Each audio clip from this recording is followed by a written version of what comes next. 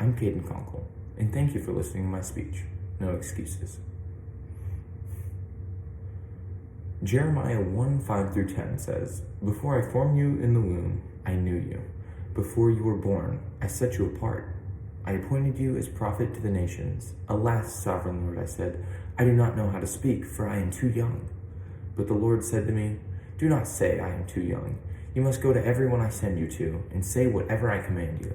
Do not be afraid of them, for I am with you, and I will rescue you, declares the Lord."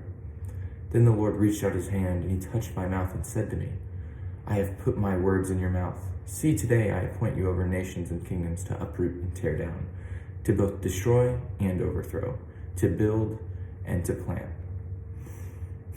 You see, we as people are very good and really comfortable with making excuses. We like to say things like, "I don't have enough time for that," or "I'll do it later." We also like to confuse ourselves by saying that we're busy right now. But what's funny is that one of the major downfalls that affects most Christians is the fact that we find all sorts of excuses not to obey the Lord and his calling for us. So what are some of those excuses? Well, excuse number one, the task is too difficult. You see, Jeremiah was called a prophet of the nations, but both his dad and grandfather were priests. Well, he was a prophet. You see, he was the chosen spokesperson for God.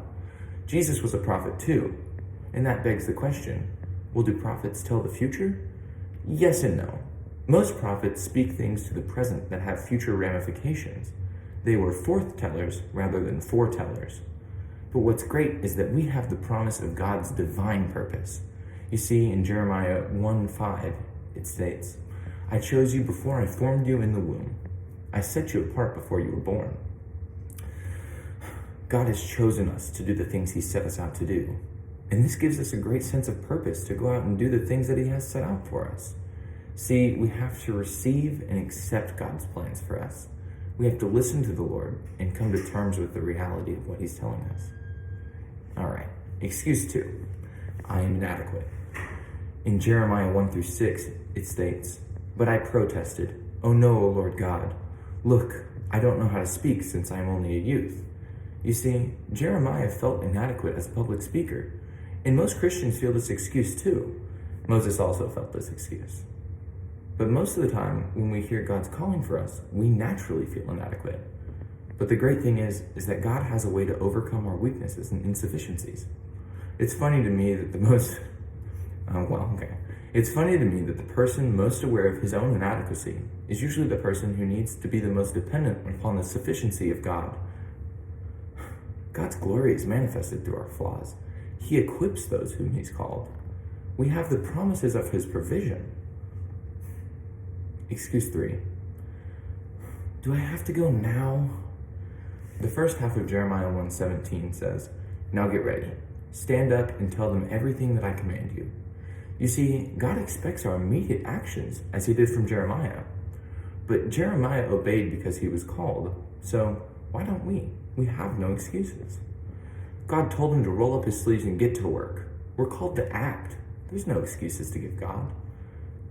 The second half of Jeremiah 1:17 says, "Do not be intimidated by them, or I will cause you to cower before them." God said Jeremiah had nothing to fear. He went and did what God told him to do. We have nothing to fear because God is with us as well.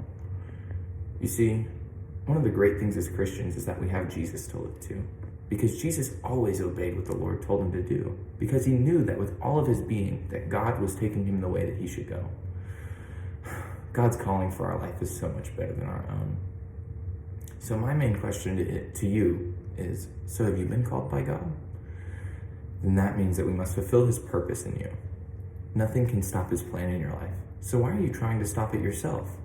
He will accompany you, protect you, enable you, and he will equip you. Are you obeying his commands or yours?